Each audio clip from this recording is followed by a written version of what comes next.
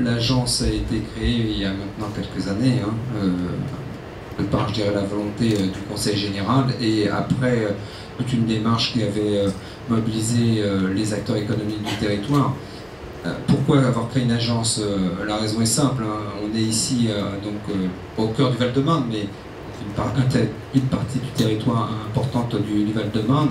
Le Val-de-Marne, c'est un département qui compte beaucoup d'atouts, mais qui en même temps était peu identifié il y a encore quelques années comme un territoire économique.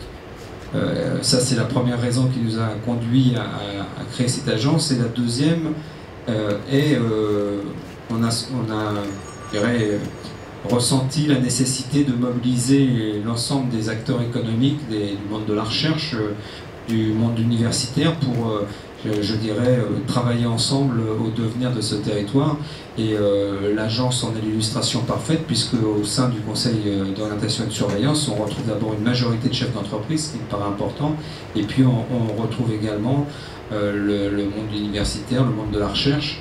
Et on peut dire que le Conseil d'orientation et de surveillance de l'agence est une agora où on peut débattre et orienter l'action de l'agence pour accompagner et les entreprises et les territoires val-de-marnais.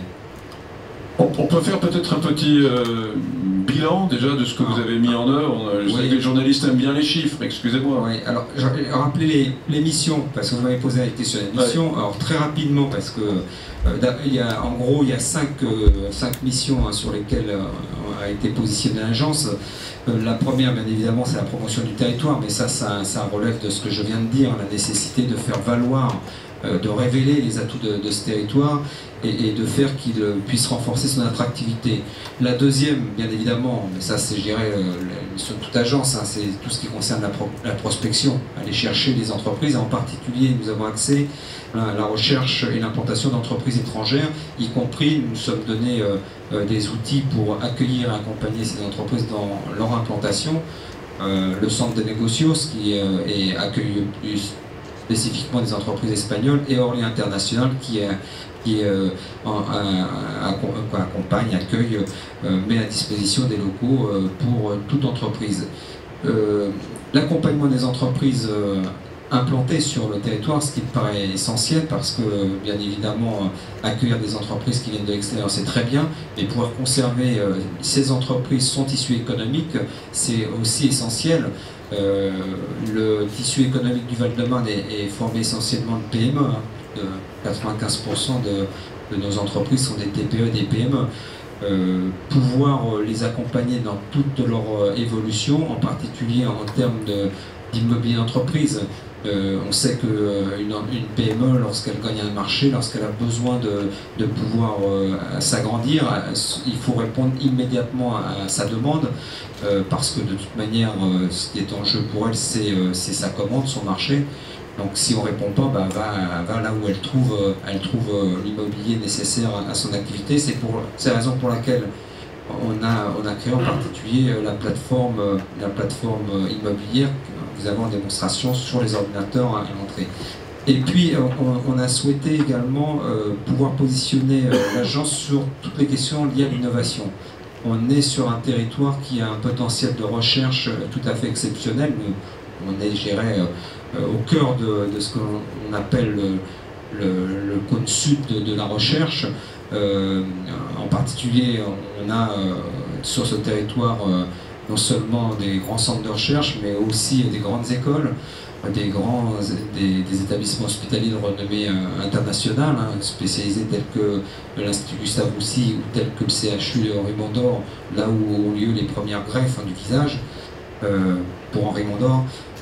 Donc cette chance, on a voulu, je dirais, faire qu'elle puisse se valoriser sur le champ économique, et donc on a positionné aussi l'agence sur ce domaine, parce que derrière la recherche, derrière cette compétence en termes d'expertise clinique, il y a bien évidemment des enjeux forts en termes de santé publique ou en termes d'innovation, mais il y a également des enjeux forts en termes économiques, et donc l'agence accompagne différents projets, mais en particulier au mois d'octobre nous poserons la première pierre d'une pépinière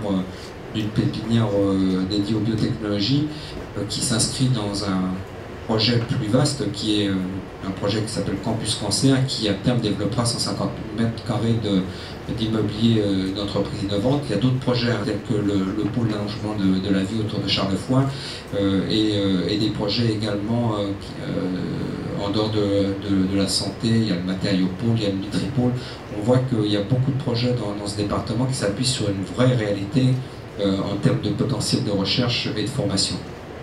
Et dernier point, c'est l'accompagnement des territoires. La richesse du Val-de-Marne, un de ses atouts forts, c'est sa diversité.